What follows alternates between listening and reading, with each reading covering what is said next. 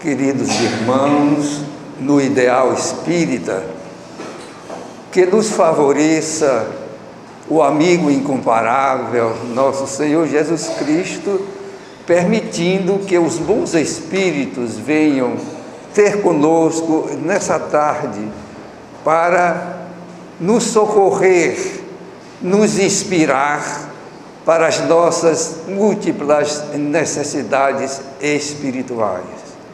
O Espiritismo é a resposta de Deus para os corações aflitos e angustiados da terra.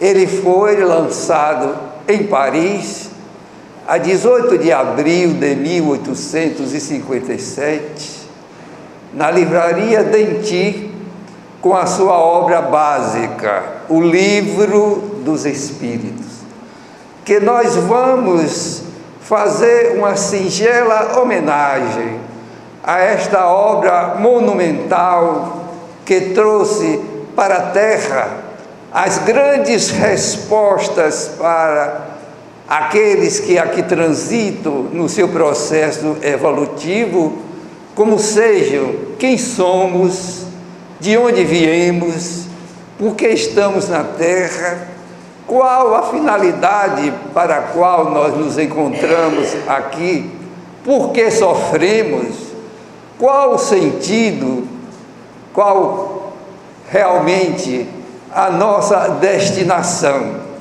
que é nada mais, nada menos do que a conquista da nossa perfeição moral. Então o Espiritismo nos traz, nos seus 4 momentos importantes que Kardec elaborou como um admirável pedagogo que era, esses 4 complementos da doutrina espírita, que nós vamos pensar de cada um deles, retirando algo para nos relembrar a respeito dos seus postulados, a fim de fomentar sempre o nosso desejo de sistematizar o estudo desse livro, não somente nas casas espíritas, mas sobretudo na individualidade de cada um de nós.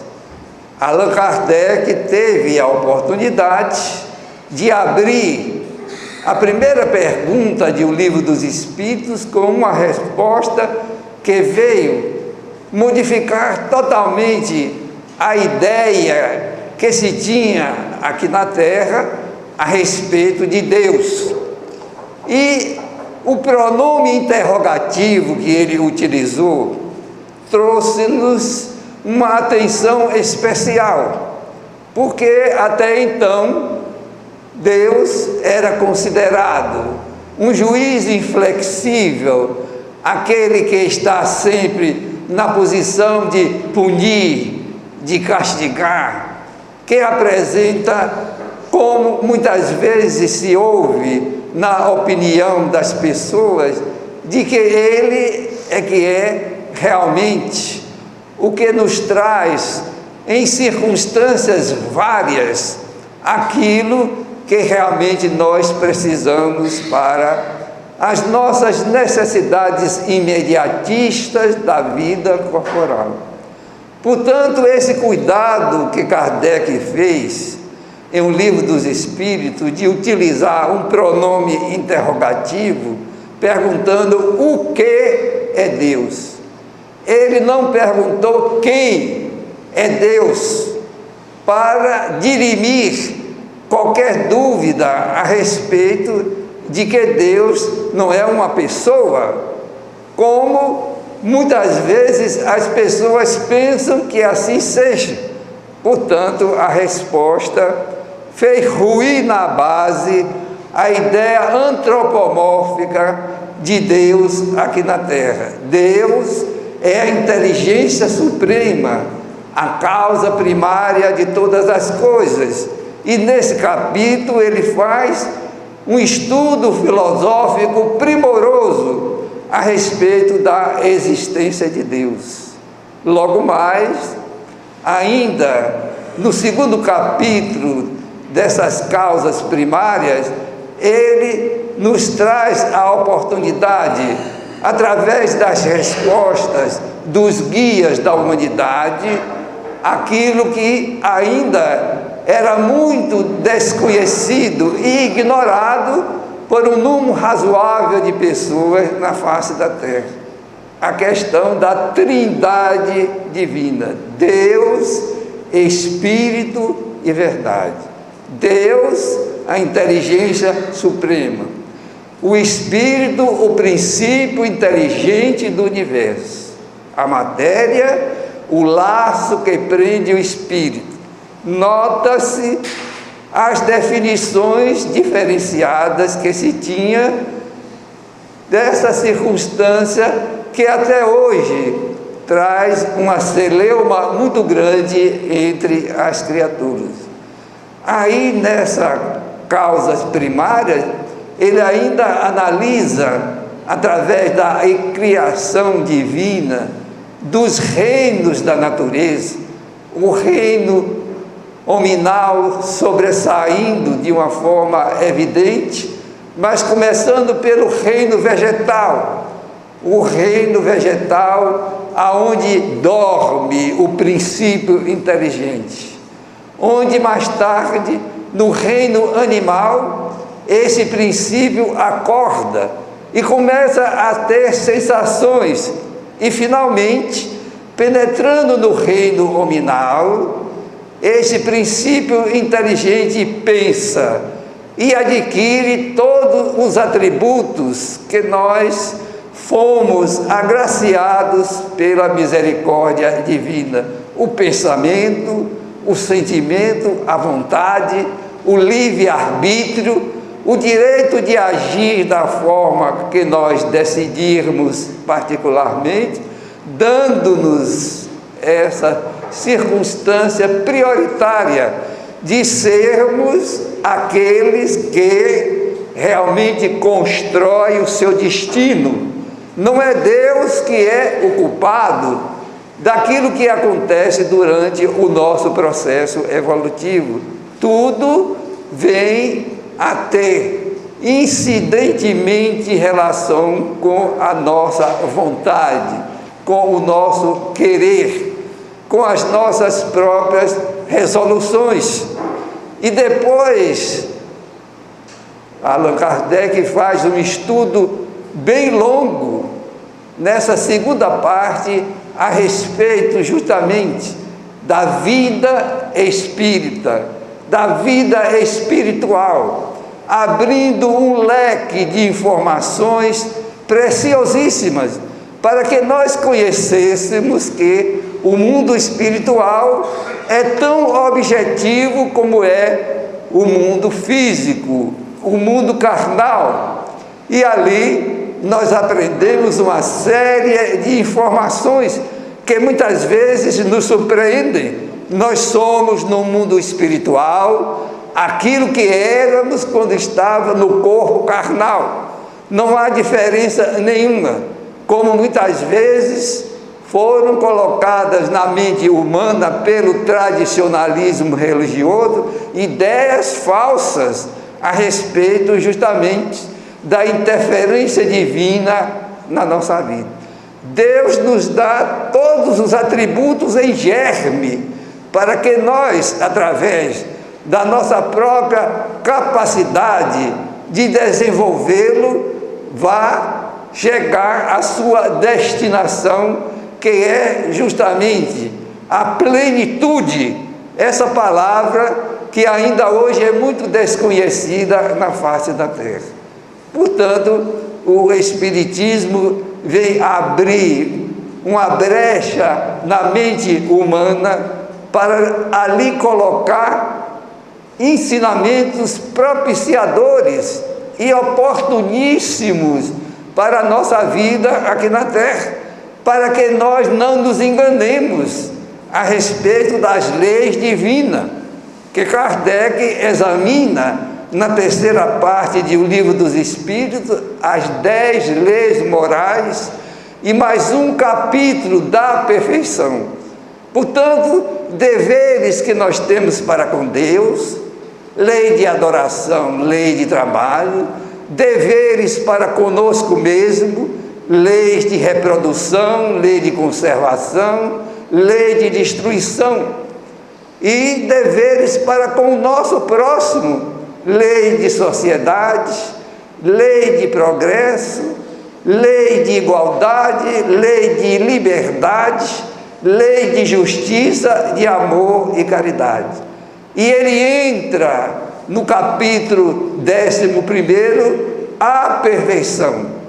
Portanto, a perfeição moral é o nosso foco durante o nosso existir.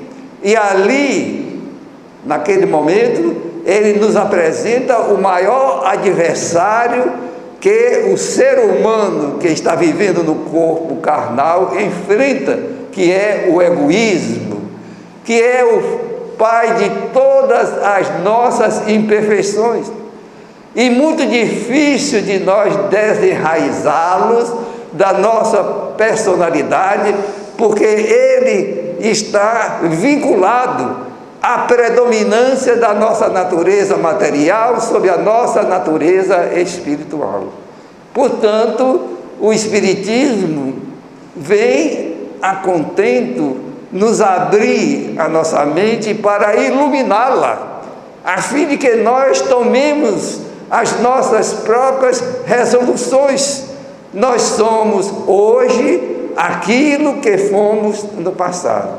Trazemos no arquivo do nosso mundo íntimo todos os nossos problemas de imperfeição, assim como todas as virtudes que nós conquistamos, para dar prosseguimento a essa viagem, que somente nós podemos levá-la a bom termo.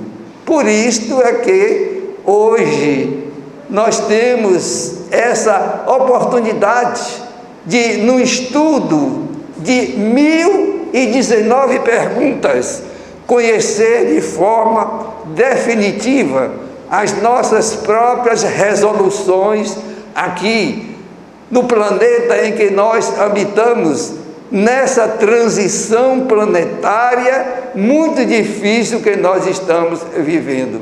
Portanto, é esse Espiritismo que está sendo homenageado no ano de 2017, com o lançamento do Livro dos Espíritos, completando 160 anos de existência. Pouco tempo.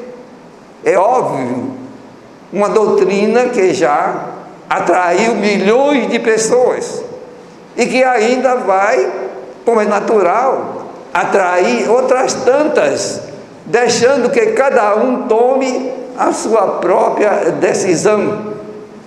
E nos ensina que a vida na Terra não deve ser levada com esses apegos que se nos acometem a toda hora. Os ricos não querem justamente sofrer a provação da pobreza.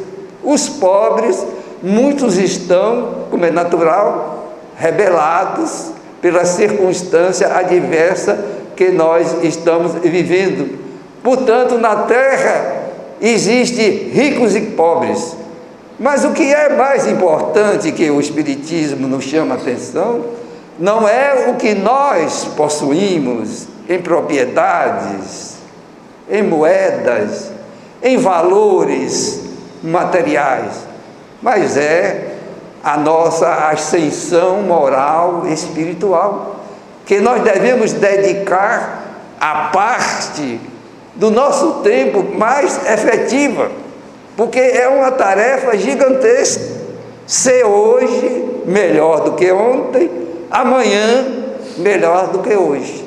O Espiritismo não diz que nós vamos conquistar a plenitude repentinamente, num passe de mágica, porque ele sabe que Deus, na sua infinita bondade, colocou nas nossas mãos a lei universal da reencarnação. Aliás, a reencarnação não foi invenção do Espiritismo. ela está presente na memória filosófica das civilizações mais antigas. Entre os hindus, no seu livro Bhagavad Gita, ali vai se encontrar a linda história de Krishna, que é toda baseada na paligenesia, a lei dos renascimentos múltiplos. Os egípcios, na sua obra sagrada, que eles realmente procuram conhecer, vão estar presente os ensinamentos de que todo aquele que fracassa em uma existência, tendo comportamento inadequado para com as leis divinas, volta novamente ao palco da vida física para realmente ressarcir, recompor a sua consciência, lei da reencarnação. E nas demais filosofias, entre os hebreus, entre os medas e persas, entre os gregos, estão presentes justamente esses ensinos. Platão, o grande filósofo grego, dizia que viver é recordar, muito simplesmente para que nós caiamos em si a respeito de que a reencarnação é uma lei indefectível. Por isto, devemos ter muito cuidado com a nossa presente reencarnação. Não colocar acima do nosso aprimoramento moral nenhum valor, porque não vale a pena. Nós temos, como é natural, narrativas que os próprios pseudomortos vêm trazer nas nossas reuniões mediúnicas a respeito dos seus sofrimentos no mundo espiritual, e que devem ser prestados atenção para que nós também não venhamos mais tarde cair nessa balela que muitas vezes o materialismo dialético nos traz, dizendo que morreu, acabou tudo. Mas não acabou mesmo porque, se assim fosse, Deus não existiria. Como nós temos o fundamento alicerçado nessa crença, não podemos admitir que a vida não continue além da sepultura. Este é o grande filão de ouro que o Espiritismo nos traz. Então, ele nos convida a esse momento de desapego, de suplantar as nossas imperfeições, a ter a iniciativa de utilizar a melhor terapia que pode existir, a do perdão, porque quem está indene de não necessitar em qualquer momento da nossa vida a presença do perdão. Então, perdoar ao nosso semelhante de uma forma ilimitada deve ser a atitude de bom senso que nós deveremos ter para que não sejamos colocados em uma posição de muitas dificuldades, como vem acontecendo, onde na Terra está presente essa destruidora de vidas que se chama obsessão, que realmente tem trazido para o âmbito social sérios problemas de toda ordem. Portanto, o Espiritismo é esse convite que Deus nos faz para que perlustremos o caminho da nossa vida material, dando sempre prioridade às nossas conquistas de ordem moral e espiritual. Todos nós temos predisposições para conquistar valores. É somente nós saber utilizarmos essa predisposição, conquistando as virtudes mais exequíveis, para que mais tarde possamos também conquistar outras virtudes de maior valor exponencial na nossa vida moral. Nessa homenagem ao Livro dos Espíritos, nós queremos fazer um convite a todos nós. Vamos aprender a refletir, a nos autoanalisar. Todo dia, quando nós formos repousar, paremos um pouco, façamos um exame consciencial da nossa maneira de ser, começando a perguntar-nos: como foi o meu dia de hoje? Eu fiz algo que realmente agora eu estou sendo chamado pela minha consciência para que não proceda desta forma novamente? Porque o erro ainda é perfeitamente compreensível. O problema é repetir erros, o que está acontecendo muito no nosso seio social, a repetição de erros, e que muitas vezes nos traz sérias consequências para a nossa vida aqui na Terra. Quando errarmos, admitirmos que erramos. Façamos um compromisso pessoal. Não, eu vou me esforçar para não repetir esse comportamento nunca mais. E mesmo que depois venha a cair no mesmo erro, não desistamos, continuemos com a mesma predisposição, porque é assim que nós subimos a escada da nossa evolução, errando e acertando, tendo sucessos e insucessos na nossa vida aqui na Terra. Esses são os ensinamentos que o Espiritismo nos coloca à disposição, para que sempre e em nenhuma circunstância esqueçamos do amor, porque o amor é a alma da vida, a vida da alma. Sem amar, nós não vamos conseguir atingir os nossos objetivos. Foi por isso que ele desceu das altiplanuras da vida, para vir pessoalmente aqui cantar e decantar esse poema de amor das bem-aventuranças. Portanto, irmãos e amigos, amemo-nos, demo-nos as mãos, unamo-nos nessa caminhada, um do lado de outro, procurando sustentá-lo, tendo na nossa atitude constante a tolerância, porque é um dos grandes males no seio da nossa sociedade, ainda é a intolerância. Quando hoje nós ouvimos o clamor, queremos justiça, nós sentimos que no fundo, o ser humano ainda está blaterando, pedindo vingança. Por isto é que o Livro dos Espíritos, nessa tarde, está sendo enfocado de uma maneira singela para nos fazer esse convite. Nós que nos dizemos espírita, unamo-nos na nossa casa de eleição, para o trabalho dinâmico que aqui está em nossas mãos, levar avante. Por isso o Espírito de verdade deixou-nos esta frase extraordinária: espíritas, amai-vos. Eis o primeiro ensinamento. Espíritas, instruí-vos. Eis o segundo ensinamento.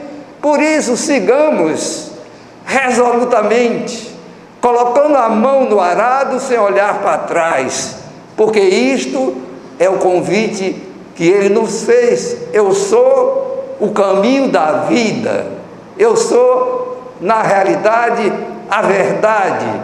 Quem quiser vir após mim, tome a sua cruz, coloque no ombro e siga as minhas pegadas. Muita paz para todos.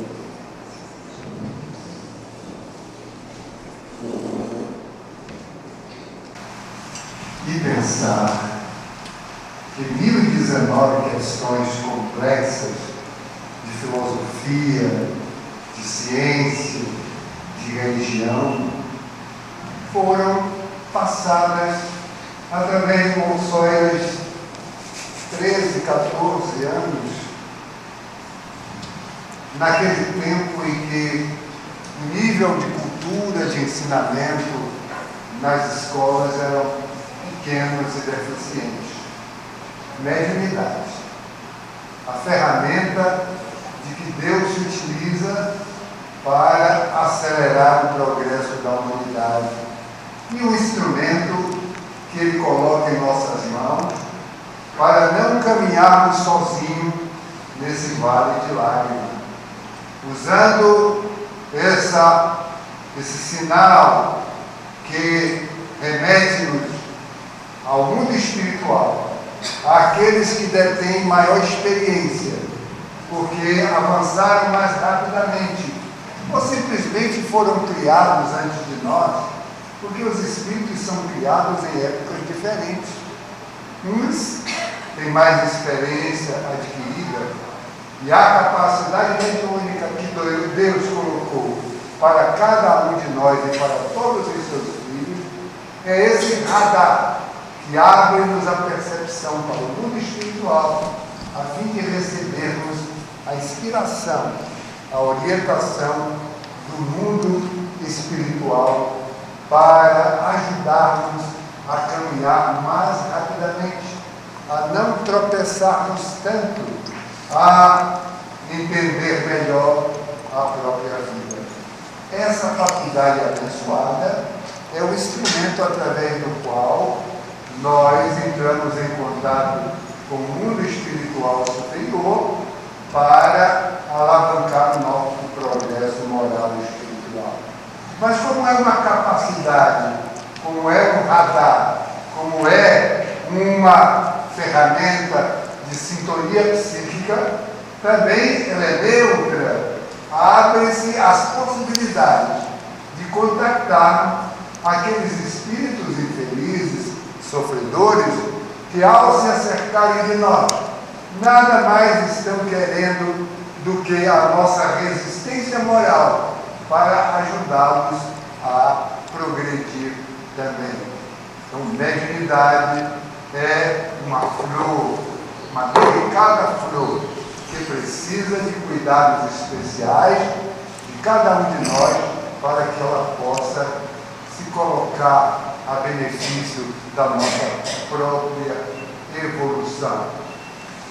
Mas nós estávamos rememorando, muito interessante, a mensagem da nossa companheira do livro Caminho, Verdade e Vida, quando Emmanuel, esse espírito lúcido e gentil, pelas mãos abençoadas de Chico, vai marcar o episódio inicial da jornada moderna, desse ciclo evolutivo da mediunidade gloriosa para a face da Terra.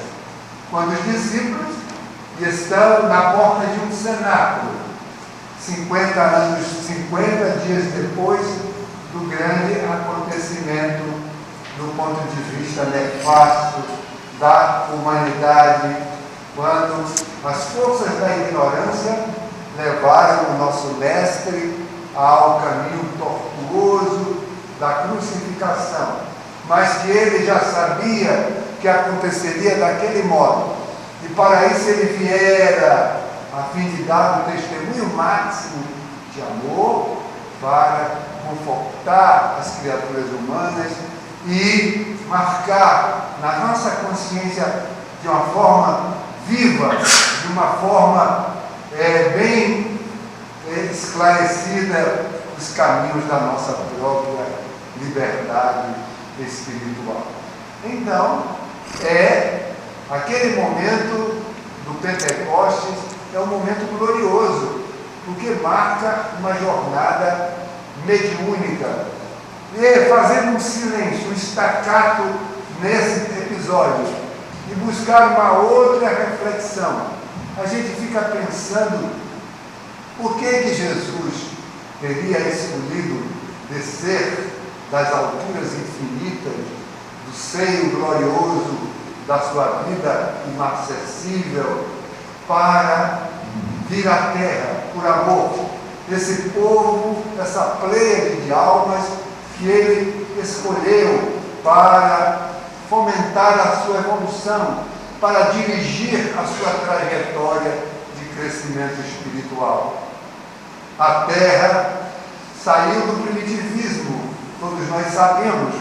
O ser humano vai despertando gradativamente, dorme no mineral, sonha no vegetal e acorda no homem. Essa trajetória de evolução,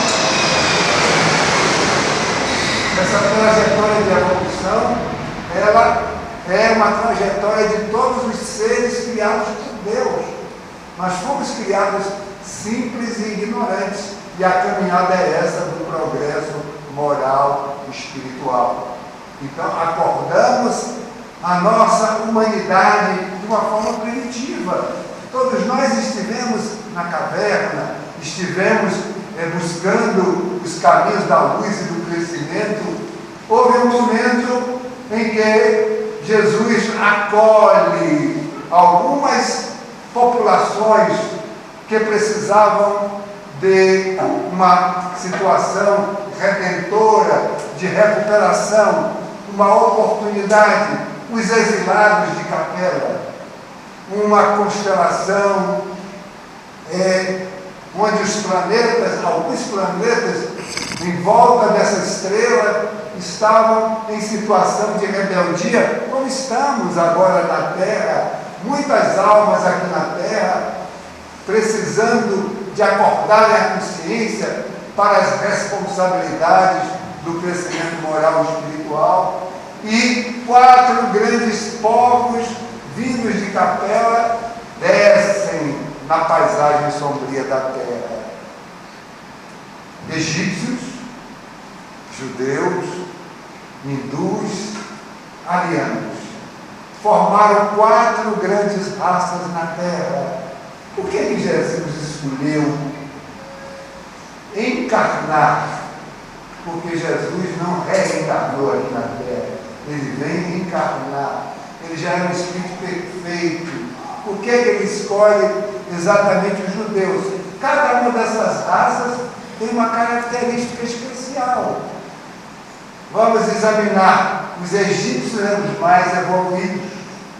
Eram aqueles que detinham maior cota de conhecimento, maior proximidade com a divindade. Toda a religiosidade do Egito é no sentido de voltar às estrelas. Eles sonhavam em voltar às estrelas. E o seu tempo de redenção na terra foi mais curto. E eles voltaram. Mas antes disso, a vida, a organização planetária da Terra, promoveu o encontro dos egípcios com os judeus. Para que os judeus, que era uma raça que também precisava dos corretivos do sofrimento na terra, bebessem do conhecimento espiritual, bebessem da cultura, e um príncipe é colocado, um judeu é colocado exatamente no palácio de um príncipe, para beber o conhecimento e conduzir o seu povo no degredo, na trajetória rumo à terra da promissão. O encontro de culturas. Os judeus bebem dos egípcios grandes conhecimentos esotéricos, mas eles tinham um valor armazenado que era muito importante para o projeto de Jesus. Eles já eram um povo que tinha uma consciência do Deus único, a certeza de um Criador excelso. Esse era um valor essencial que Jesus precisava para acelerar a marcha do progresso na face da terra. E ele faz a escolha de reencarnar entre os judeus. Os egípcios voltam. Outro valor essencial da raça judaica era a mediunidade. Eles cultuavam desde Capela os valores da mediunidade, a certeza da vida imortal, a comunicabilidade dos espíritos. Nunca Israel viveu privado dos profetas. Sempre os profetas conduziram a cultura, conduziram a história do povo, conduziram a política, sustentaram a religião e a organização social de Israel. E ali Jesus nasce, porque ele iria precisar de fortalecer esse laço, esse vínculo de conexão com o mundo espiritual. Ele aproveita a raça. Por que não aproveitou os hindus? Os hindus tinham grandes valores e grandes conquistas.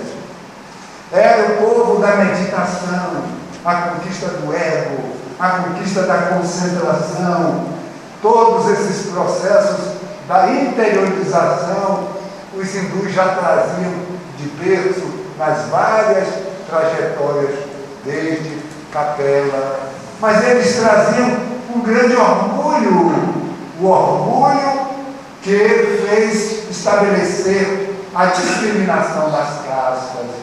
Os arianos não poderiam ser excluídos, porque era um povo mais primitivo, eram aqueles deserdados de Capela, os menos evoluídos, mas Jesus precisava dos arianos, que deu origem à grande civilização greco-romana judaica, porque eles eram empreendedores.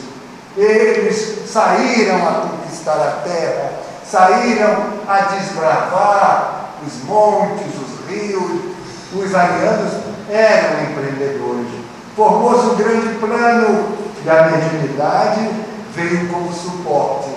E Jesus começa a inspirar o povo judeu na sua trajetória.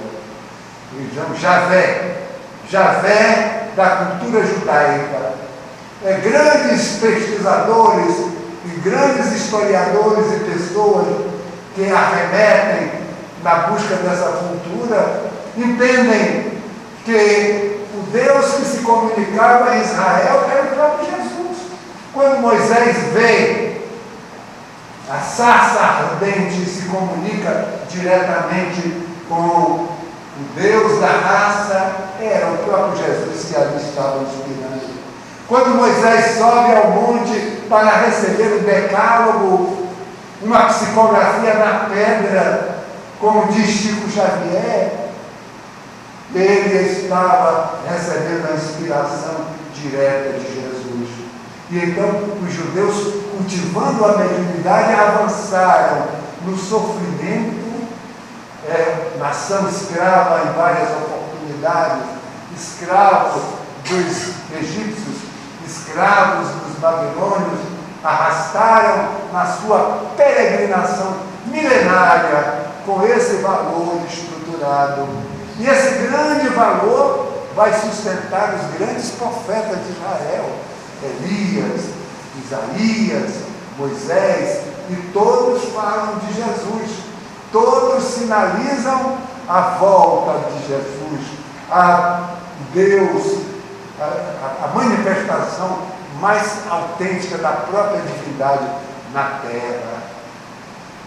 Jesus aparece e, claro, que a brutalidade do mundo não o identificou como o Messias prometido, nem os próprios apóstolos. Eles tiveram uma revelação através da boca de Pedro, na marcha, na viagem de barco de Cafarnaum para Cesaré de Filipe, quando Pedro diz: quem tu és? Jesus pergunta e Pedro responde: o Filho de Deus vivo.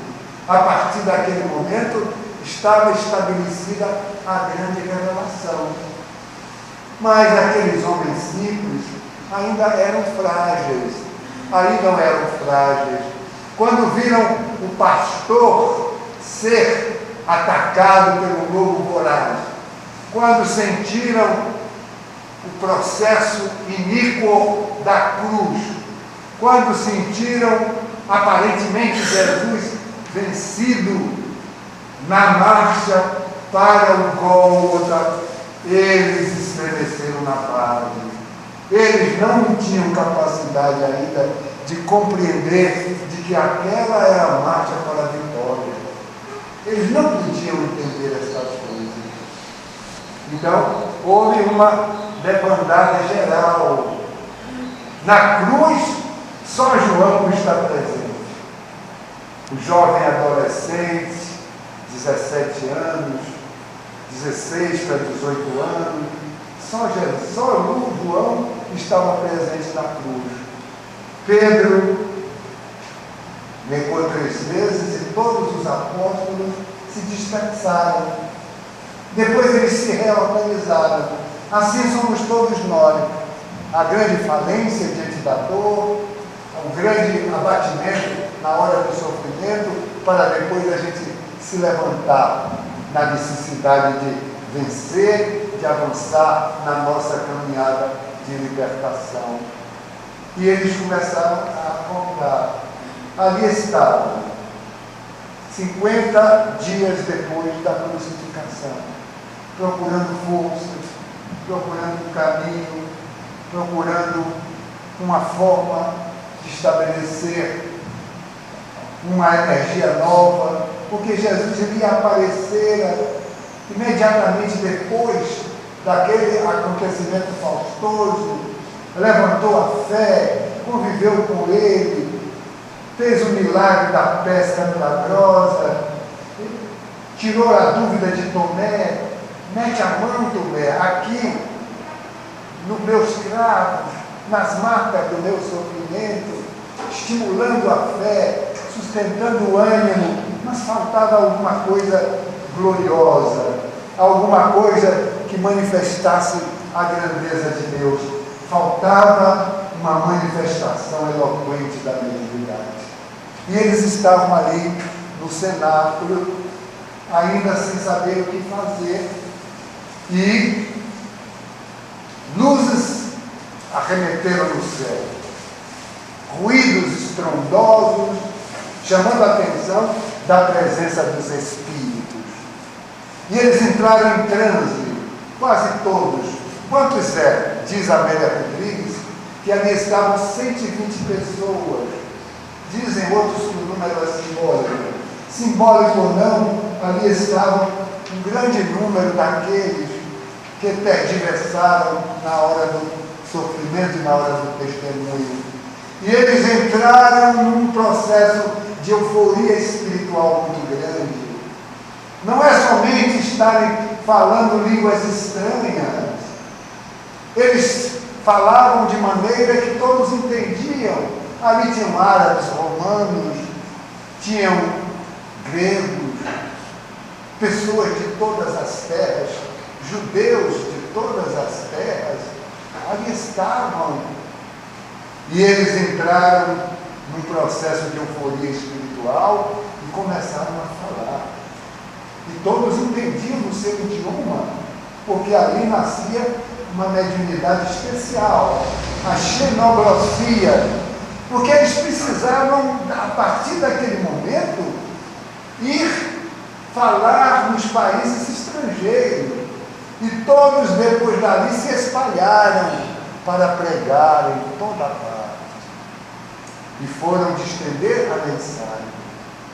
As pessoas curiosas perguntaram: o que é isso que está acontecendo? Será que estão cheios de mosto? Mosto é uma bebida, é um aguardente. Será que estão embriagados? E aí Pedro toma a palavra para dizer que não estão embriagados. Não é hora de ninguém estar embriagado. A hora terceira, 9 horas da manhã. E então começa a grande saga, a grande trajetória da mediunidade, que viria libertar o homem da ignorância. Recuemos um pouco mais. Antes do momento do Gólgota, na ceia, Jesus está consolando cada um, advertindo do momento que irão, da provação que irão experimentar. Mas ele diz: eu vos mandarei um Consolador. Esperai, tem fé, um Consolador que ficará permanentemente convosco. Para onde eu vou, vós não podeis vir por enquanto, mas eu vos mandarei um Consolador para permanecer convosco. E esse Consolador, quando é que chega? 18 de abril de 1857. É o Consolador prometido, é o advento, é a promessa de Jesus. Por quê? As línguas de fogo voltam para fazer a grande convocação. Aquelas meninas adolescentes, sem saber o que estavam escrevendo, elas não sabiam o que estavam escrevendo, estavam a serviço de Jesus Cristo, do Espírito de verdade. Jesus é o Espírito de verdade. Polêmicas no mundo espírita, seja ou não seja, ele está em conexão com Jesus, ou o Espírito verdade é o próprio Jesus, que está ali trazendo os maiores esclarecimentos para confortar, para trazer para a humanidade um novo código, a nova palavra de ordem para alavancar o progresso espiritual da Terra. E aqui estamos nós, presentes, com a ferramenta na mão. A mediunidade está nas nossas mãos.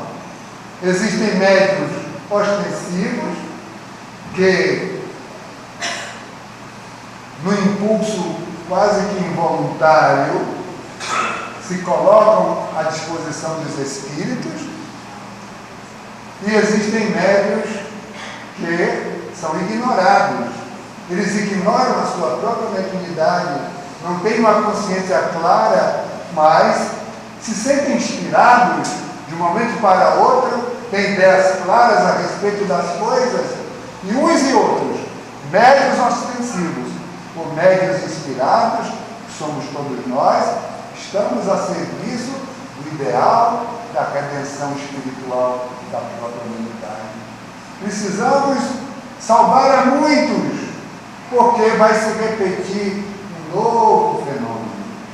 Como os deserdados de Capela vieram para aqui para acelerar o progresso da Terra, muitos sairão daqui agora, porque estão de ouvidos tampados, a consciência chama-lhes a atenção para a responsabilidade da mudança, mas o egoísmo e o orgulho, as duas chagas morais da humanidade, de goza, explora, rouba, vive a matéria, sem ética, sem moral, sem piedade.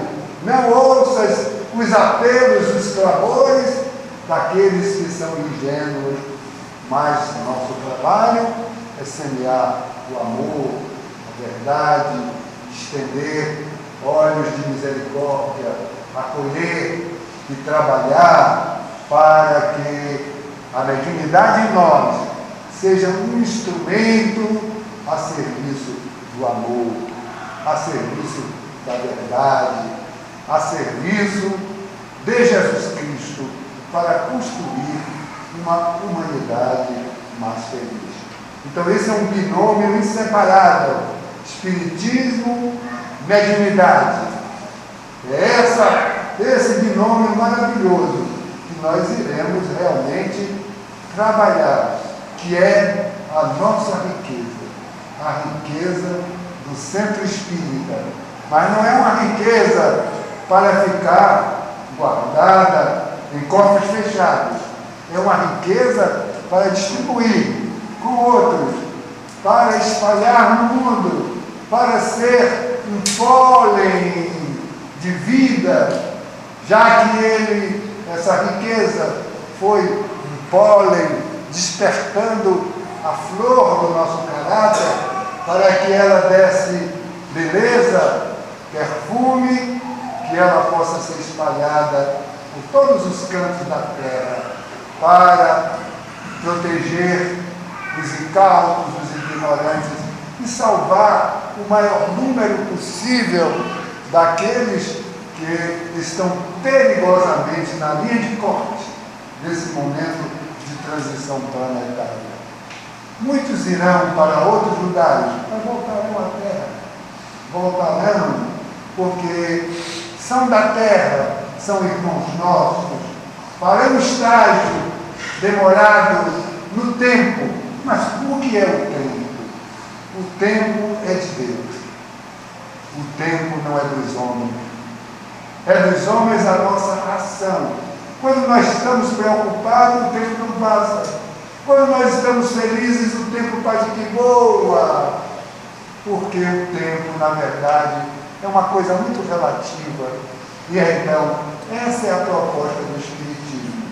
Nós somos esses arautos, esses trabalhadores, que teremos que trabalhar para construir um mundo de amor, de paz, de ventura. Não tenhamos medo das provações, das dificuldades, nem nos faleça a fé, no sentido de achar que o mal vai ganhar. Tem muita gente que pensa que o mal vai ganhar. A gente vai na rua, não, isso não tem jeito, o mal está em agonia.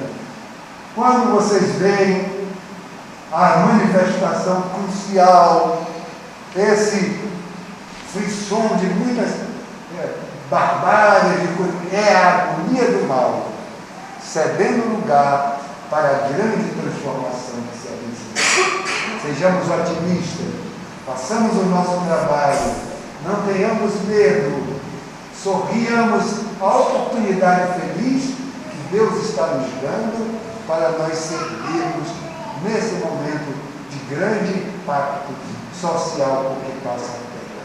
Então, avante, vamos trabalhar e servir, e que Deus nos abençoe.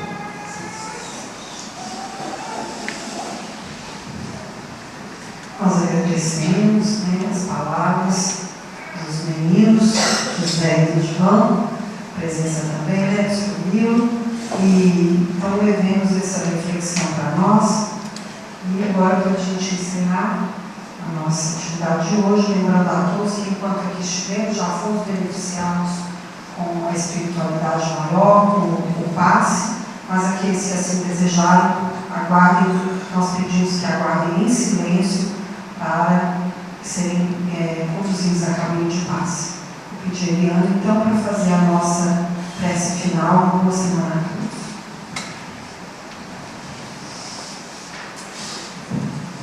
Deus, nosso Pai querido, de bondade, de justiça e de amor, Jesus, nosso Mestre, Senhor de nossas vidas, é com muita emoção, Jesus, que aqui estamos, Senhor, a lhe agradecer as bênçãos recebidas, agradecer, Jesus, a presença de Deus mensageiros, dirigentes de nossa casa, espirituais e encarnados, que nos promovem sempre esses encontros, que tanto nos propiciam o entendimento, a compreensão, a união, o amor, o despertamento de nossas qualidades morais, para nós podermos nos unirmos a Jesus, aos irmãos e trabalharmos. Jesus querido, nós somos muito agradecidos a Ti, agradecido também a Joana de Ângeles, mentora da Mansão do Caminho, que nos envia Teus mensageiros para vibrar nossos corações de amor, de união e de fraternidade.